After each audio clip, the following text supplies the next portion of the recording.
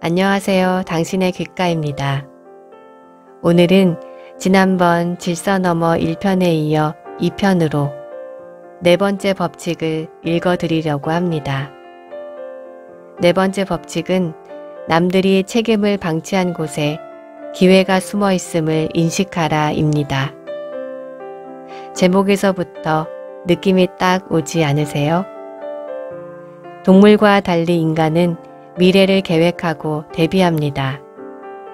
우리는 오늘의 나뿐 아니라 미래의 나도 책임을 져야 하죠. 그런데 내가 바라는 이상적인 미래와 현실 사이엔 당연히 불편한 괴리가 있을 수밖에 없고 그 간극을 메우는 일에 만약 내가 책임을 느꼈다면 어떻게 해야 할까요? 내 일이 아니라고 여기고 무시하고 넘길 수도 있고 아니면 그럼에도 불구하고 새로운 목표를 세워 일을 시작할 수도 있습니다.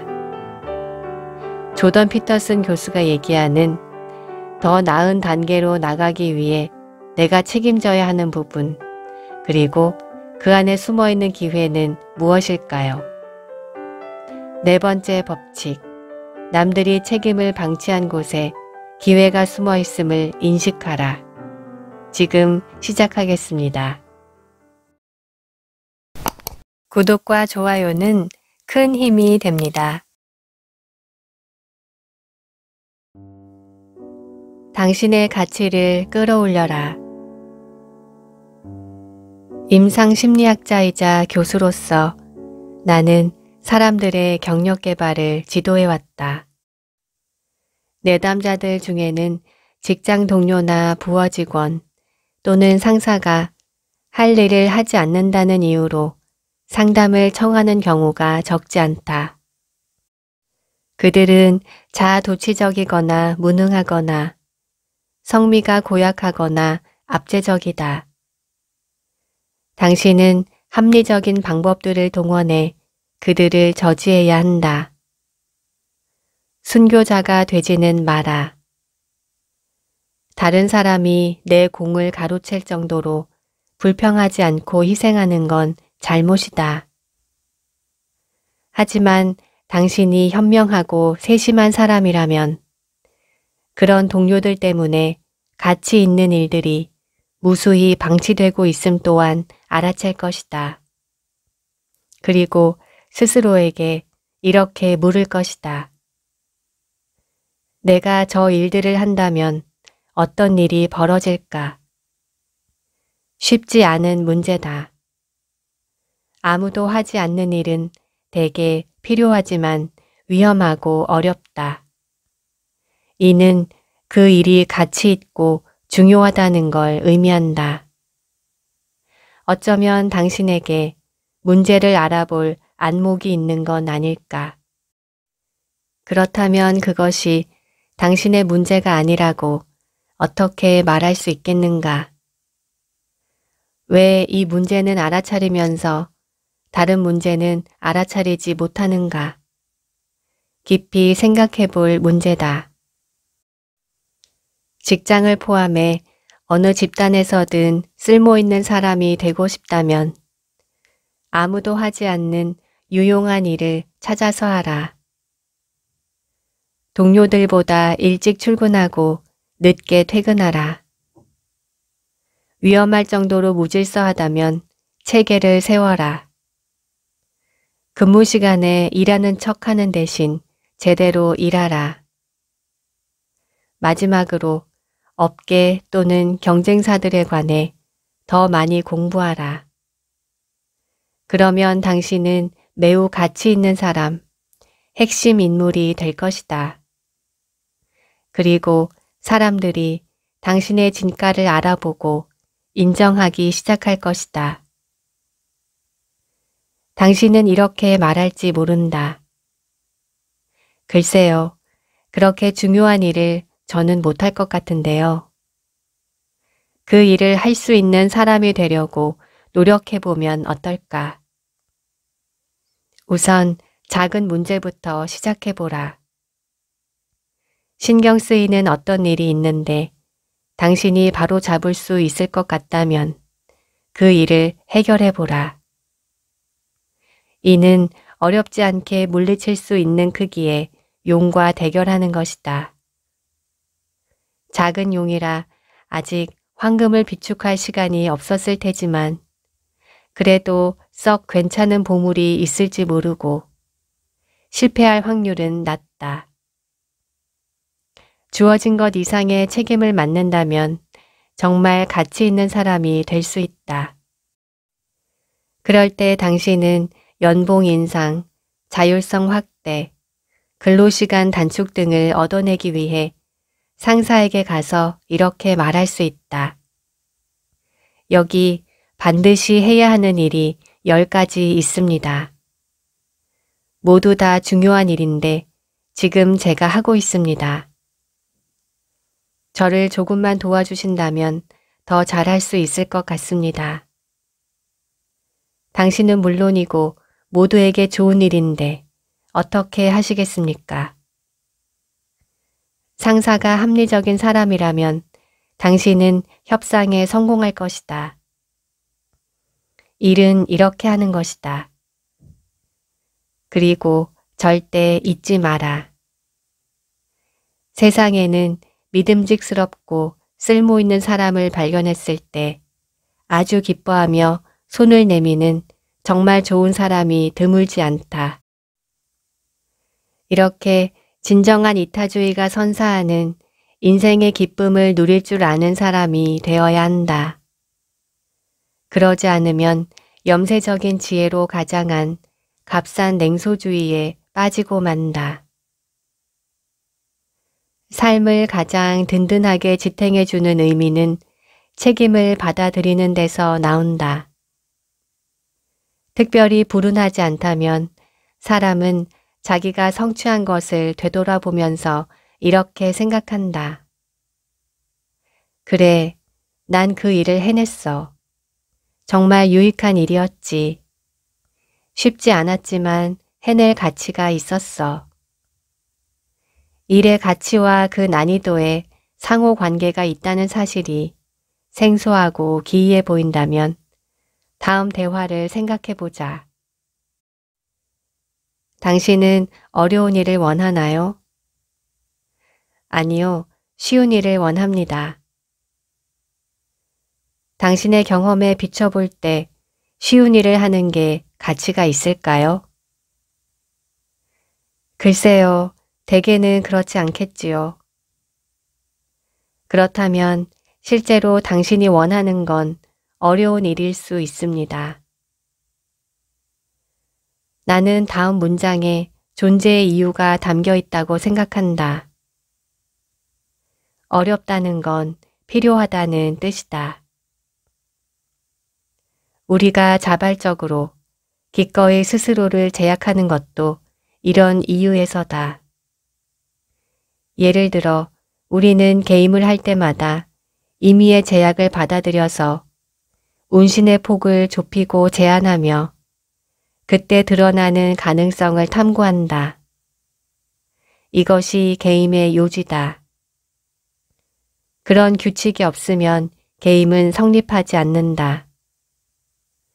예를 들어 체스를 둘 때 당신은 다음과 같은 규칙을 받아들인다. 이 나이트는 L자로만 움직일 수 있어. 터무니없긴 한데 정말 재밌군. 체스의 말들이 아무데로나 이동할 수 있다면 희한하게도 재미가 사라진다. 어디로나 이동할 수 있다면 그 체스는 더 이상 게임이 아니다. 제약을 받아들여라. 그러면 게임이 시작된다.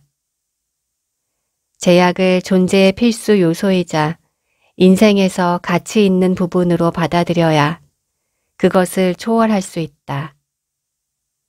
제약을 받아들일 때 우리는 게임을 제대로 할 수 있다. 여기에는 심리적인 중요성만 있는 게 아니며 게임만 그런 것도 아니다. 사람은 의미를 필요로 하지만 문제는 해결을 필요로 한다. 중요한 것, 나를 희생할 가치가 있는 것, 맞서고 떠맡을 가치가 있는 것을 발견하는 일은 심리학의 관점에서 보면 대단히 유익하다. 하지만 인생의 고통과 악의는 현실이다. 그로 인한 끔찍한 결과도 현실이다. 문제들을 직시하고 떠맡아서 해결하는 일도 현실이다. 우리는 책임을 떠맡음으로써 심리적으로는 의미 있는 길을 발견하고 자신의 운명을 개선하는 동시에 참을 수 없이 잘못된 현실을 더 낫게 만들 수 있다. 두 마리 토끼를 잡을 수 있는 것이다.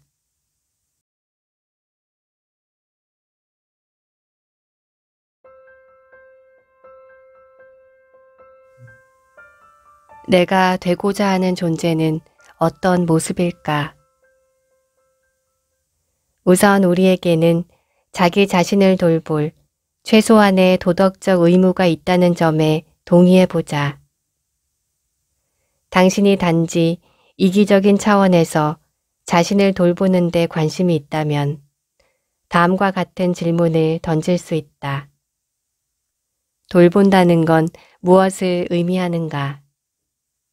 당신은 어느 자신을 돌보고 있는가? 우리가 그저 순수한 이기심, 때묻지 않은 자기 중심주의를 이야기하는 거라면 답은 간단해진다. 그건 당신이 원하는 대로 뭐든 할 수 있고 다른 누군가를 신경 쓸 필요가 전혀 없음을 의미한다. 하지만 그때 마음 한켠에서 반대하는 목소리가 들린다. 잠깐만, 그건 문제가 있어. 왜 그럴까? 다시 한번 생각해보자. 당신은 어떤 자신을 돌보고 있는가? 지금 이 순간 구체적으로 존재하는 당신인가? 그렇다면 다음번에는 어떨까? 아침 해가 떠오르듯 미래는 어김없이 다가온다. 그러니 미래를 대비하는 것이 가장 현명한 일이다. 나중을 희생하고 지금을 극대화할 때 어떤 위험이 있는가?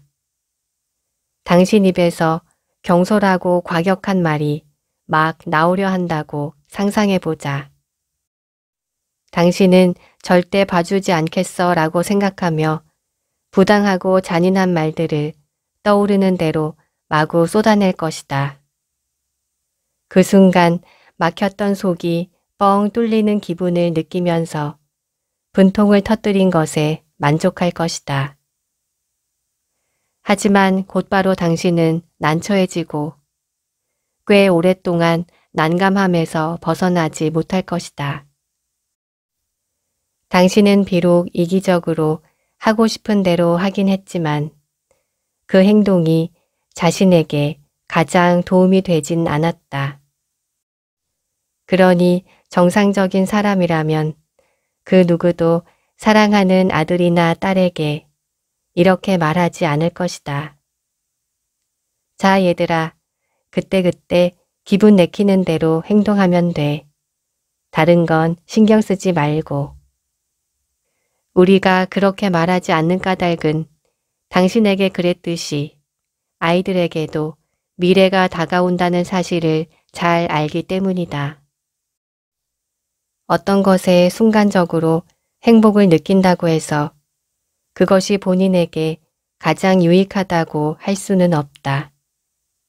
그렇게만 되면 인생은 정말 간단하겠지만 지금의 당신이 있는 것처럼 내일의 당신이 있고 다음 주의 당신, 내년의 당신, 5년 뒤의 당신, 10년 뒤에 당신이 있으니 가혹할지언정 당신은 모든 당신들을 고려해야 한다. 이 저주는 인간이 미래를 발견하고 그로 인해 일의 필요성을 깨달은 것과 관련이 있다. 일을 한다는 건 앞에 놓인 것의 잠재적 향상을 위해 현재의 즐거움을 희생한다는 뜻이다. 물론 아주 먼 미래에 존재하는 당신들을 얼마간 무시하는 게 유용할 때가 있다. 미래는 불확실하기 때문이다. 현재의 행동이 20년 뒤에 끼칠 영향을 지금 영향을 받는 정도로 걱정하는 건 적절치 않다. 이 책을 읽고 있는 당신은 지금 여기에 존재할 확률이 100%인 반면 20년 뒤에 존재할 확률은 그보다 낮기 때문이다. 그리고 너무 먼 곳을 바라볼 때 예측은 빗나갈 수 있다. 시간 거리가 멀어질수록 불확실성이 커지기 때문이다. 그럼에도 합리적인 사람은 여전히 훗날을 대비한다. 따라서 우리가 말하는 미래란 다음과 같은 의미다. 만일 당신이 자신을 돌보고자 한다면 당신은 이미 사회적 책임을 짊어진 셈이다. 이건 특권이기도 하다. 당신이 돌보고 있는 그 당신은 모든 시간에 걸쳐 존재하는 당신들의 집합, 일종의 공동체이기 때문이다. 한 개인으로 이루어진 이 사회를 고려해야 할 필요성은 인간에게만 주어진 특별한 짐이자 기회다. 동물은 우리 인간과 같은 방식으로 미래를 고려하지 않는 듯하다. 아프리카 초원에 가면 뛰노는 얼룩말 무리와 그들 주변에 어슬렁거리는 사자들을 볼 수 있다. 사자가 근처에 누워 쉬고 있는 한 얼룩말들은 별로 걱정하지 않는다. 인간의 관점에서 이런 얼룩말의 태도는 좀 경솔해 보인다. 그러지 말고 사자가 자러 갈 때를 기다린 뒤 구석에 모여 뭐라도 대책을 세운 다음 자고 있는 사자에게 때로 달려들어 밟아 죽여야 하지 않을까. 그러면 사자 문제가 말끔하게 해결될 텐데.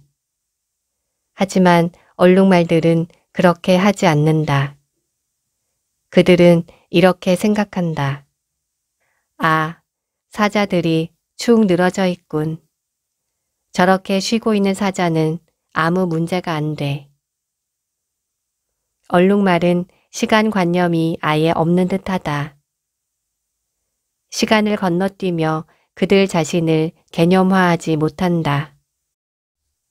하지만 인간은 용케 자신을 개념화할 뿐 아니라 다가오는 시간을 뿌리치지도 못한다. 우리는 오래전에 미래를 발견했다.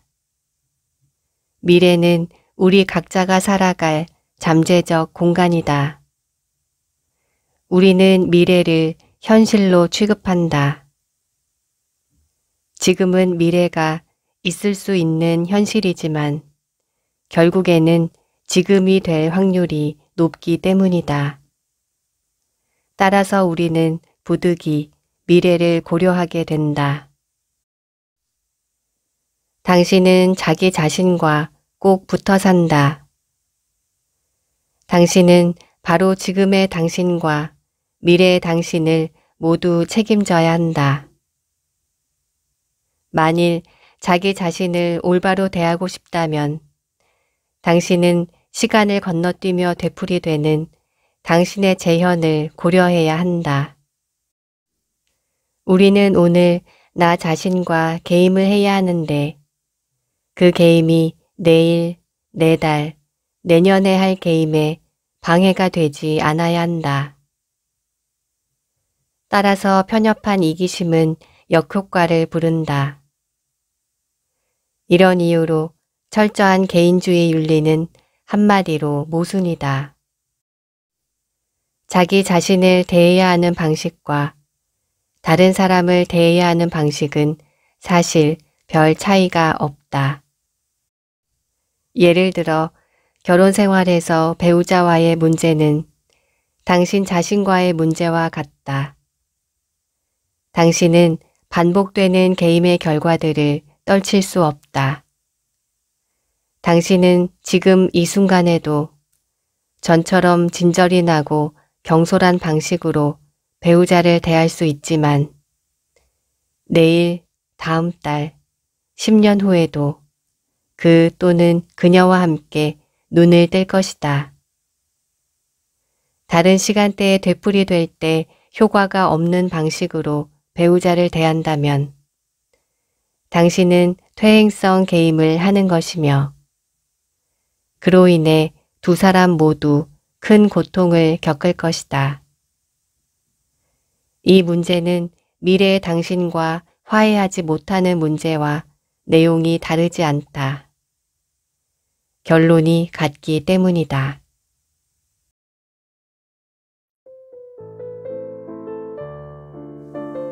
행복과 책임. 사람들은 누구나 행복하길 원한다. 당연한 일이다.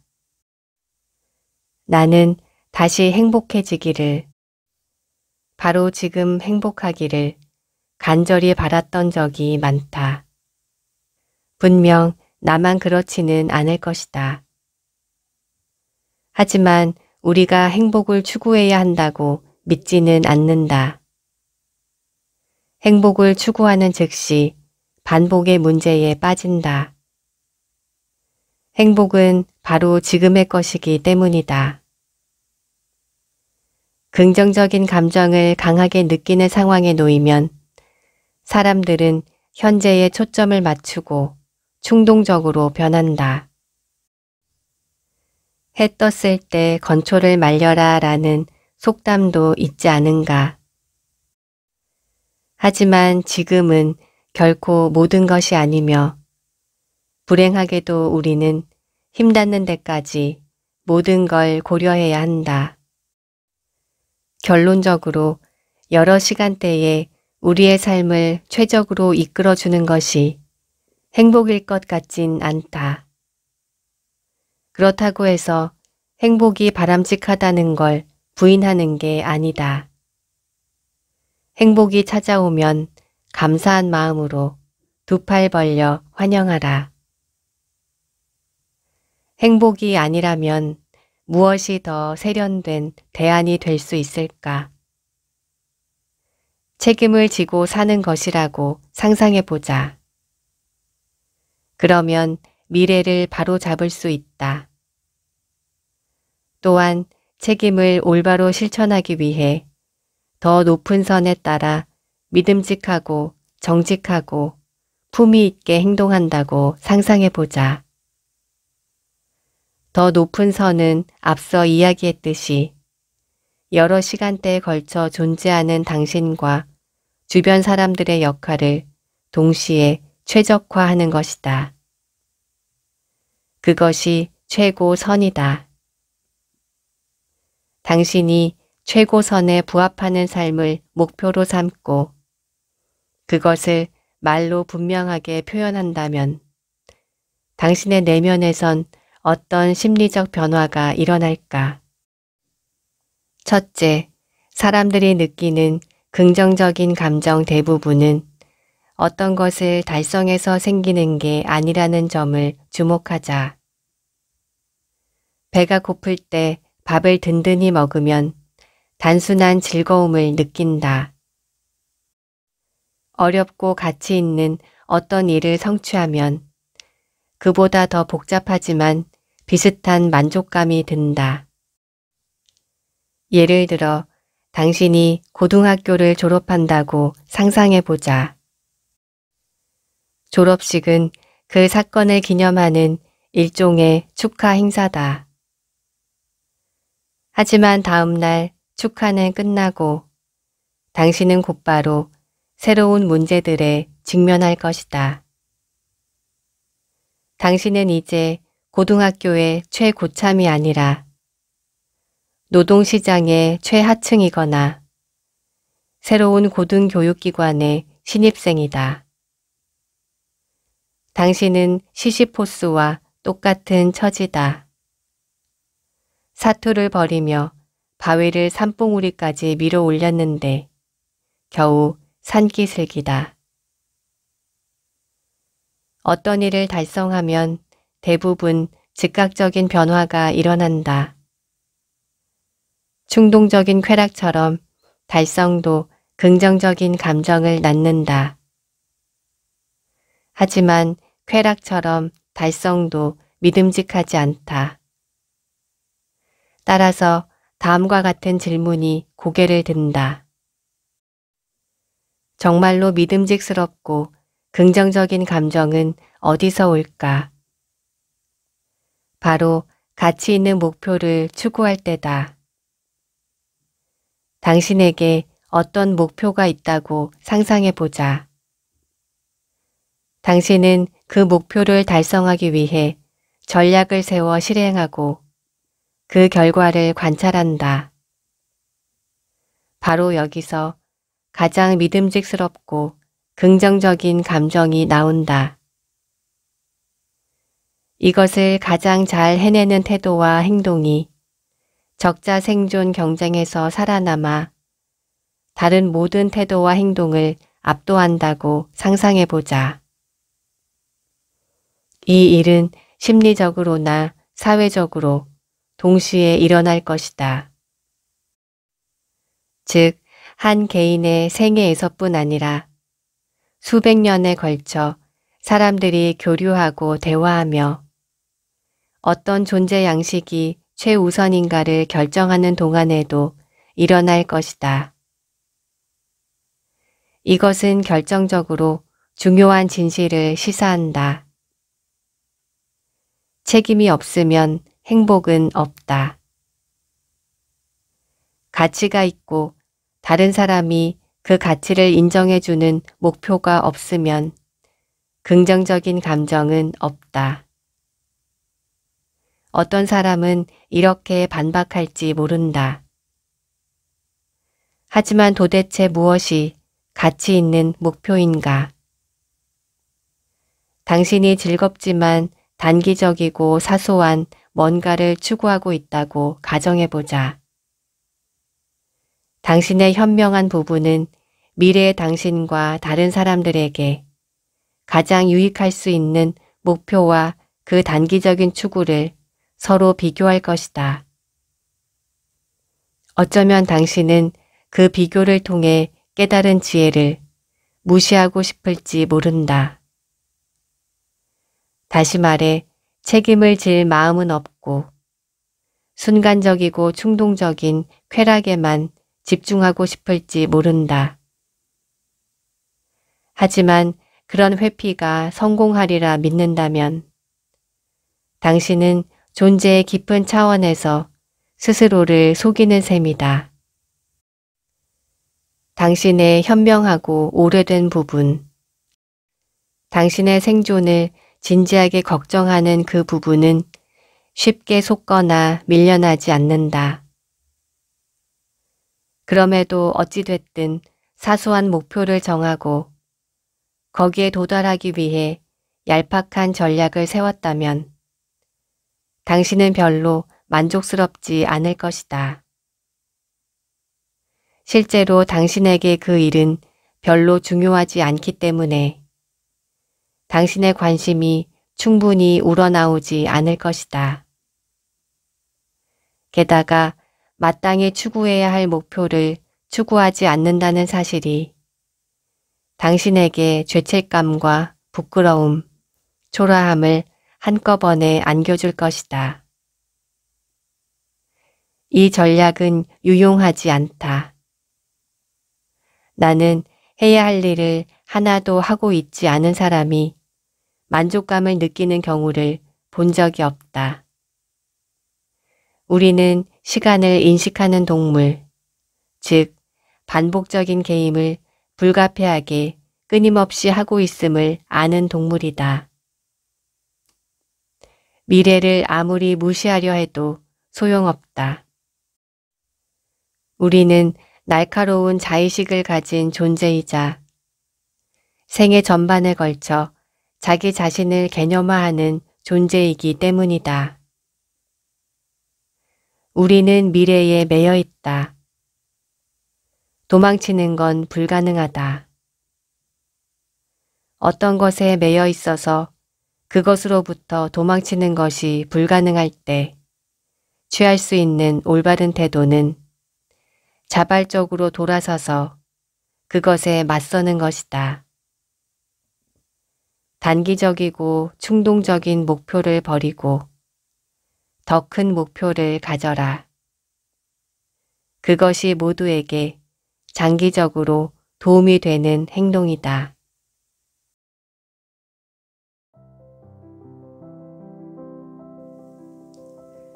더 많은 무게를 짊어져라. 우리는 윤리라고 하는 올바른 행동 양식과 갈등할 운명을 타고났다. 우리는 시간을 넘나들며 당신과 다른 모든 사람을 고려하는 존재다. 그래서 스스로에게 자신의 좋고 나쁜 행동을 수시로 보고한다. 따라서 시간과 장소를 초월해 모든 사람에게 도움이 되도록 행동하는 것이 바람직하다. 이 윤리는 명료하게 공식화되긴 어렵지만 우리가 하는 게임의 본질적인 부분을 구성한다. 이 게임을 잘하는 사람은 매력적이고 매력적인 사람은 짝을 매혹한다. 윤리적으로 행동할수록 우리는 생존 가능성을 높이고 가족을 더 잘 지킬 수 있다. 윤리적으로 행동하리라 기대되는 경기자만이 경기장에 들어올 수 있다. 그리고 생물학적으로 우리에게는 위대한 경기자에게 긍정적으로 반응하고 그의 행동을 모방하는 장치가 갖춰져 있다. 사기꾼, 협잡꾼, 부정행위자를 폭력의 기대서까지 불허하는 장치도 물론 있다. 윤리적인 길에서 벗어났음을 일깨워주는 것이 바로 우리의 양심이다. 당신의 아이가 축구 경기를 할 때 고의로 상대팀 선수를 넘어뜨리거나 좋은 득점 기회에 좋은 위치에 있는 동료 선수에게 패스하지 않으면 당신은 눈살을 찌푸린다. 그러한 수치심이 드는 건 당신이 사랑하는 사람의 배신을 목격하고 있기 때문이다. 바로 당신의 아이가 저지르고 있는 자기 배신의 행위를 말이다. 당신이 예의범절을 지키지 않을 때도 비슷한 일이 벌어진다.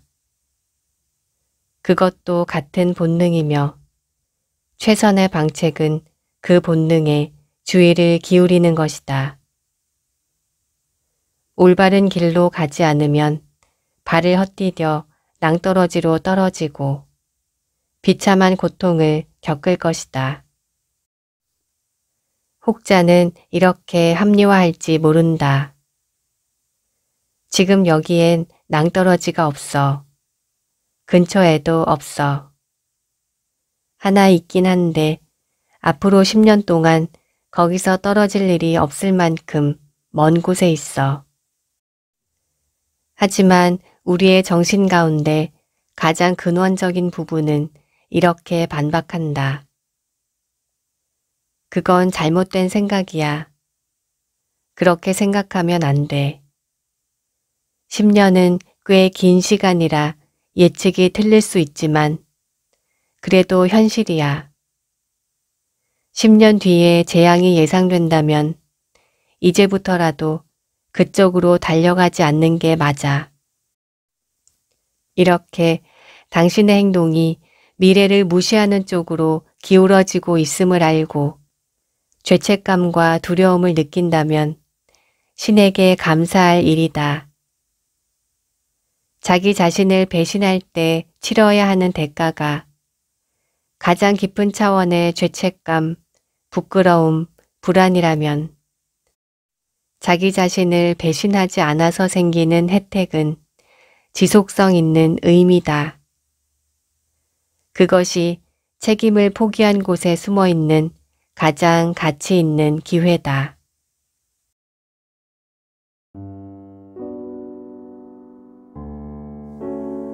양심의 소리에 귀를 기울이면 우리는 지금 하는 일 중 무엇이 잘못된 것인지 깨닫는다. 더 정확히 말하자면 당신이 잘못된 행동을 하고 있을 가능성을 당신의 양심이 경고할 때 양심이라는 매체와 진실한 대화를 나눈다면 무엇이 그른지 명확히 알 수 있다. 그리고 그에 비추어 무엇이 옳은지를 이해할 수 있다. 옳은 것은 그른 것의 반대인데 그른 것이 확실히 더 뻔하고 명백하다. 따라서 우리는 그름의 의식에 주의를 기울임으로써 옳음의 의식을 싹 틔우고 가꿔 나갈 수 있다. 자기 자신을 배신하는 행동을 하면 기분이 안 좋아진다. 왜 그런지는 정확히 알지 못한다. 하지만 그에 대해 생각하지 않는 것이 당장은 덜 고통스럽고 더 쉽기 때문에 우리는 더 이상 생각하려 하지 않는다. 어떻게든 그것을 무시하려는 것이다. 하지만 자기 자신을 배신했다는 느낌은 점점 강해지고 당신은 당신 자신과 더 멀어진다. 당신은 다시 그 문제를 생각하고 불편함과 대면한다. 내면의 불화와 그로 인해 발생하는 혼돈에 주목한다. 무엇을 잘못했는지를 스스로에게 묻는다. 알게 해달라고 기도한다. 마침내 답변이 도착한다. 그런데 당신이 원하는 답이 아니다. 그것은 당신의 일부가 죽어야 한다고 말한다. 그래야 변할 수 있기 때문이다.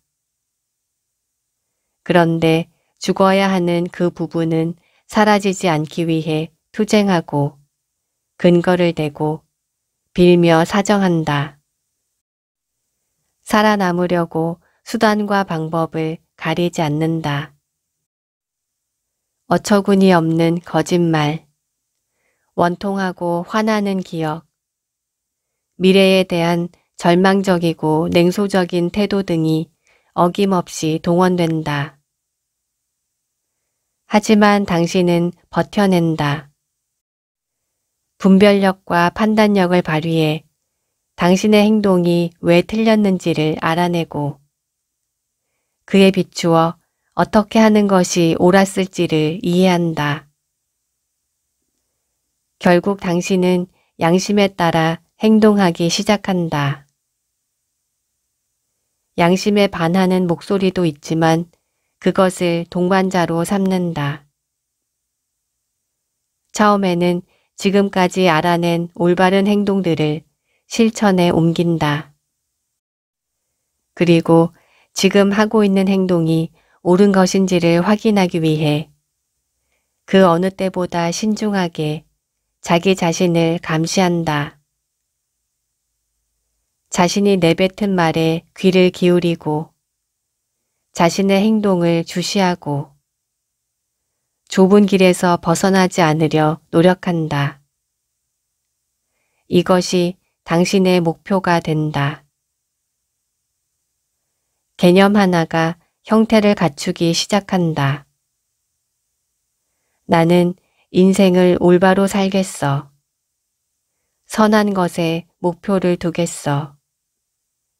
내가 도달할 수 있는 최고의 선을 바라보겠어. 이때 미래의 자신을 돌보는 당신의 모든 부분이 한 배에 탑승한다.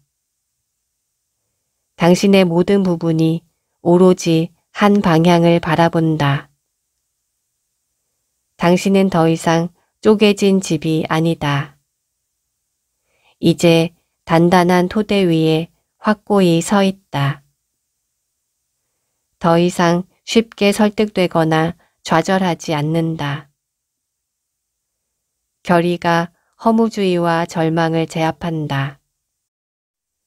의심하고 시치미 때는 자신의 경향에 맞서 싸워본 덕분에 다른 이들의 차갑고 부당한 냉소로부터 자기 자신을 지키는 데 성공한다. 당신 앞에 놓인 높은 목표는 큰 산의 정상, 저 멀리서 손짓하는 밤하늘의 빛나는 별이다. 그 존재만으로 우리는 희망을 품는다. 그건 살아가는데 없어서는 안 될 의미다. 디즈니 만화 영화 피노키오를 떠올려 보자. 제페토 할아버지는 나무를 깎아 꼭두각시 인형을 만든 뒤 그것을 진짜 소년으로 바꾸고 싶어 한다. 할아버지는 먼저 지평선 위를 바라보며 별에게 소원을 빈다. 영화의 첫 장면에서 피노키오의 탄생을 알리는 것이 바로 그 별이고 영화가 끝날 때 귀뚜라미 지미니 크리켓이 받은 황금 배지에서 반짝이는 것도 그 별빛이다. 상징적으로 말하자면 깊은 어둠 속에서 그리스도의 탄생을 예고하는 것도 그와 똑같은 별이다. 제페토 할아버지는 별을 올려다보면서 줄에 매달려 남이 조종하는 대로 움직이는 그의 꼭두각시 인형이 살아있는 아이가 되게 해달라고 소원을 빈다. 꼭두각시 인형의 탄생과 그가 겪는 유혹과 시련 이야기는 일종의 심리극이다. 명확히 표현하지 못해도 우리 모두는 그것을 이해한다. 자신이 이해하지 못하는, 어쩌면 이해하고 싶지 않은 것에 조종당하는 꼭두각시 노릇을 이제 그만하고 싶다면 눈을 들어 지평선 위를 바라보며 초월적인 목표를 세울 필요가 있다. 그때 각자 한정된 기능만 수행했던 모든 하위 체계들 또는 하위 인격들이 참된 이상의 날개 아래서 하나로 뭉치고 그 결과 당신은 궁극적인 또는 총체적인 존재에 가까워진다. 그런 조건에서 당신의 모든 부분은 한 배를 탄다. 심리적 형태의 일신교가 등장한 셈이다. 이로써 신에게 진정으로 봉사하는 더 높은 자아가 출현한다. 시야가 좁고 제약이 많은 자아들의 밑바탕에는 그런 형이상학적 진실이 잠재되어 있다.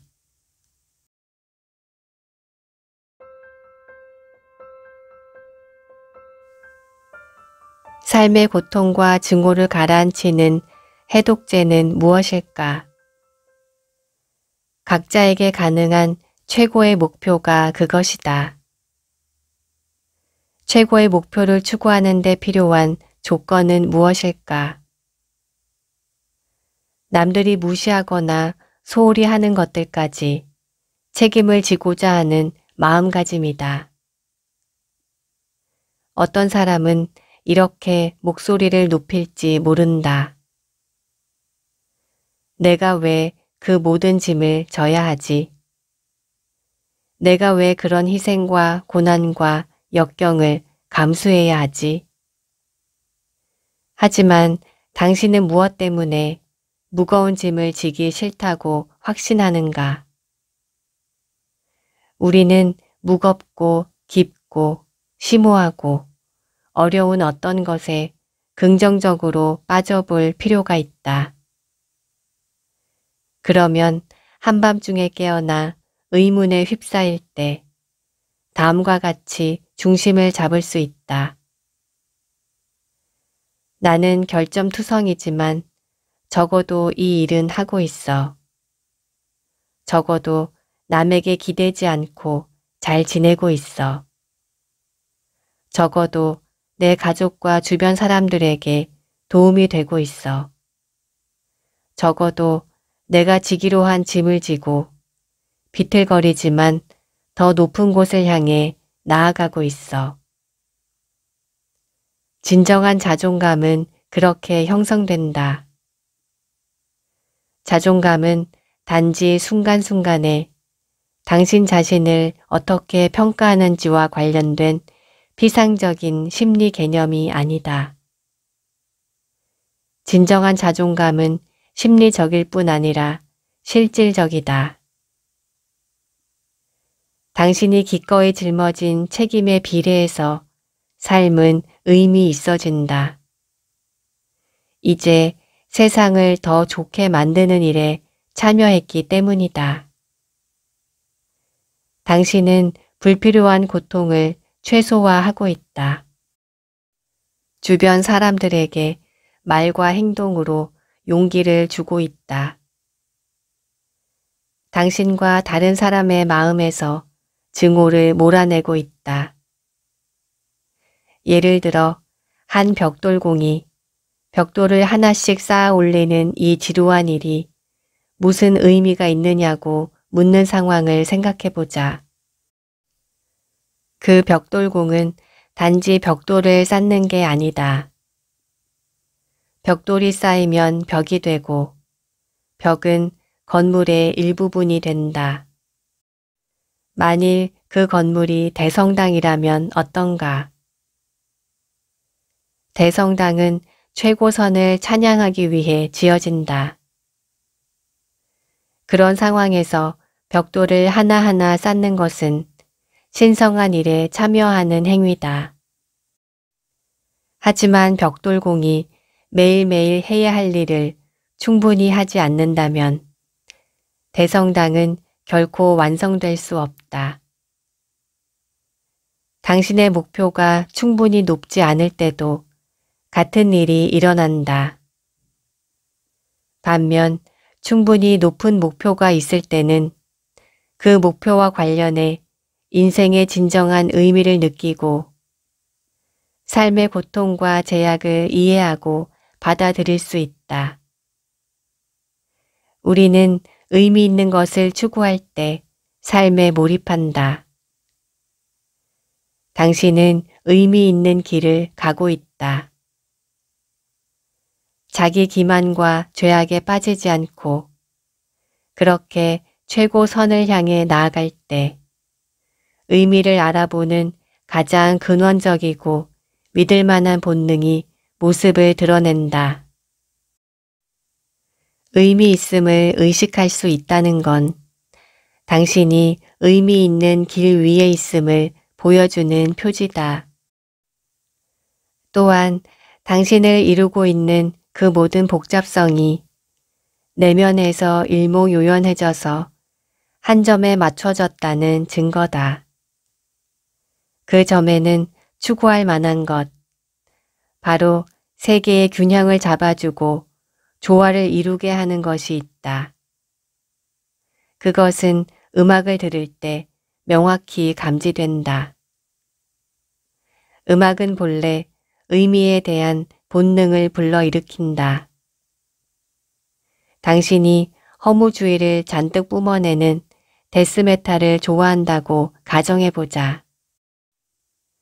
당신은 머리끝에서 발끝까지 회의적이고 비관적인 사람, 어디에서도 의미를 찾지 못하는 사람, 원칙적으로 모든 것을 증오하는 사람일지 모른다.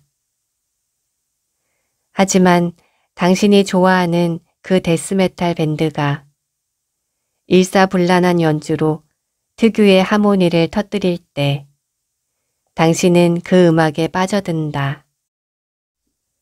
가사 내용이 파괴적이고 허무하고 냉소적이고 격렬하고 절망적이라는 사실은 중요하지 않다.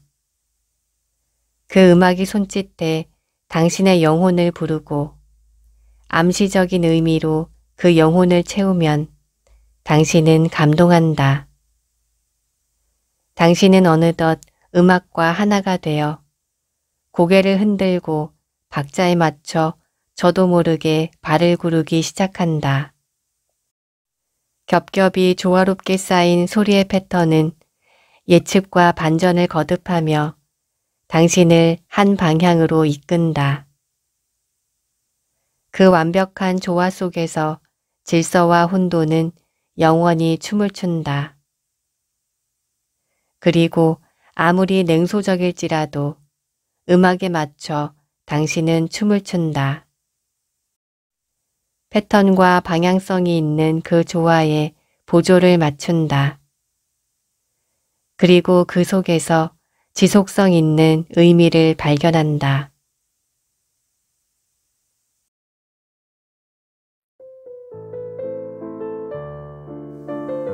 우리는 최고선을 향해 가려는 본능을 갖고 있다.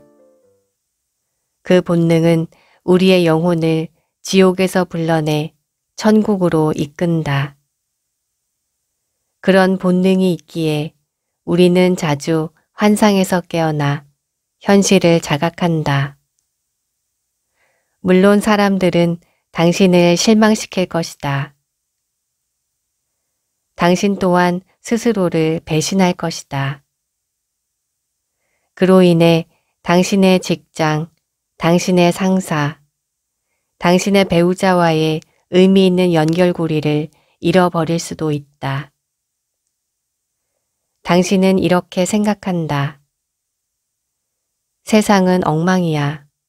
정말 괴롭기만 해. 하지만 당신은 환상이 깨진 그 순간을 운명의 지표로 삼을 수 있다.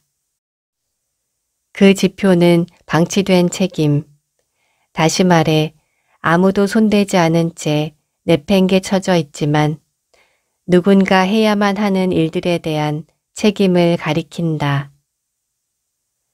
당신은 그 필요에 짜증이 난다. 정부에 짜증이 나고 당신의 일이 싫고 원망스러우며 동료들이 불쾌하고 책임을 지지 않으려는 주변 사람들 때문에 맥이 빠진다. 우리 주위에는 해결해 줄 사람을 애타게 기다리는 일들이 있다. 당신은 해야 할 일을 아무도 하지 않는 것에 격분한다. 하지만 그런 격분, 그런 분노는 일종의 출입구다. 방치된 책임을 목격할 때 당신은 운명과 의미를 감지할 수 있다. 최고선을 지향하는 당신의 고귀한 부분은 당신이 상상하는 바람직한 이상, 당신을 사로잡은 바로 그 이상과 실제 현실이 괴리되어 있음을 가리키고 그 간극을 채울 필요가 있다고 말한다. 물론 당신은 분통을 터뜨리며 다른 사람을 탓할 수 있다. 다른 사람들이 그 문제와 무관하지 않은 것처럼 보일 수 있다. 하지만 실망하며 남을 탓하는 대신 당신의 가장 깊은 존재가 알려주는 신호에 귀를 기울일 수도 있다. 그리하여 뭔가 잘못되고 있으며 바로 당신이 그 잘못을 바로잡을 필요가 있다는 걸 깨달을 수 있다. 그 걱정, 그 우려, 그 짜증, 그 분열은 무엇일까? 행복을 부르는 소리는 결코 아니다. 그것은 현실의 삶을 직조하는 행동과 모험을 부르는 소리다. 다시 한번 성경의 아브라함 이야기로 돌아가 보자. 신이 아브라함에게 다가와 이렇게 말한다. 여호와께서 아브라함에게 이르시되 너는 너의 고향과 친척과 아버지의 집을 떠나 내가 내게 보여줄 땅으로 가라. 내가 너로 큰 민족을 이루고 내게 복을 주어 내 이름을 창대하게 하리니 너는 복이 될지라. 너를 축복하는 자에게 내가 복을 내리고 너를 저주하는 자에게 내가 저주하리니 땅의 모든 족속이 너로 말미암아 복을 얻을 것이라 하신지라. 이에 아브라함이 여호와의 말씀을 따라갔고 롯도 그와 함께 갔으며 아브라함이 하란을 떠날 때에 75세였더라. 늦가기 아브라함은 돌려 말하자면 아버지 집에 너무 오래 붙어 있었다. 하지만 아무리 늦어도 괜찮으니 신이 부른다면 꼭 귀를 기울이길 바란다. 아브라함은 그 작고 고요한 목소리, 신의 부름에 따라 그의 나라, 그의 친족, 아버지의 천막집을 떠나 세계로 나간다. 하지만 신의 부름은 행복을 부르는 소리가 아니라 앞에서 보았듯이 기아와 전쟁, 가정 불화 같은 피비린내 나는 재앙을 부르는 소리다. 이런 상황에선 아브라함을 포함해 제정신인 사람이면 누구나 하나님과 양심의 소리에 귀 기울이는 것이 삶의 책임과 모험의 부담을 짊어지는 것이 과연 현명한 결정이었는지 의심할 것이다. 안전한 고향집에서 해먹에 누워 포도를 까먹는 것이 더 낫지 않았을까 하고 말이다. 하지만 그런 안락함이 당신을 세상으로, 당신의 운명으로 불러내는 건 아니다. 당신을 불러내는 건 투쟁과 충돌이다. 상대방과의 격렬한 다툼, 치명적인 놀이다. 인생의 모험에 뛰어들어 양심의 소리에 귀 기울이면서 주어진 책임을 짊어지고 당신 자신과 세상을 바로잡기 위해 노력하다 보면 좌절과 실망, 동요를 겪기도 할 것이다. 그건 불가피한 일이다. 하지만 거기가 바로 당신을 이끌어주고 피난처가 되어주는 깊은 의미가 있는 곳이다. 거기가 바로 모든 것이 당신을 위해 한 줄로 정렬하는 곳이고 깨져 흩어진 것들이 하나로 모이는 곳이며 목적이 분명해지는 곳이고 바르고 선한 것이 지지를 받는 동시에 약하고 분개하고 교만하고 파괴적인 것들이 패배할 곳이다. 거기가 바로 가치 있는 삶이 영원히 발견되는 곳이며 당신 또한 의지만 있다면 그런 삶을 발견할 수 있는 곳이다. 남들이 책임을 방치한 곳에 기회가 숨어 있음을 인식하라.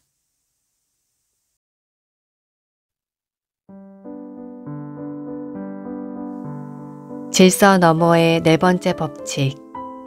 남들이 책임을 방치한 곳에 기회가 숨어 있음을 인식하라 였습니다. 나 자신을 잘 돌보는 것이 도덕적 의무의 시작이고 미래의 나를 위해서 오늘 내가 해야 할 일들이 있습니다. 그리고 내 양심의 소리에 따라 책임을 지고 올바른 일을 하고자 할 때 좌절과 실망을 겪는 건 불가피한 일입니다. 그러나 의지만 있다면 오히려 가치 있는 삶을 살아낼 기회라고 조던 피터슨 교수는 이야기합니다. 우리의 타고난 도덕적 양심과 삶의 만족이 어우러지는 부분은 결국 바르고 선한 것, 그리고 어렵지만 꼭 필요한 일 가운데 있다는 생각이 듭니다. 그 무게를 기꺼이 짊어지고 헤쳐나갈 용기가 있는 사람은 가치 있는 삶을 영위할 자격이 있다고 여겨집니다. 당신의 귓가에였습니다. 함께 들어주신 여러분 고맙습니다.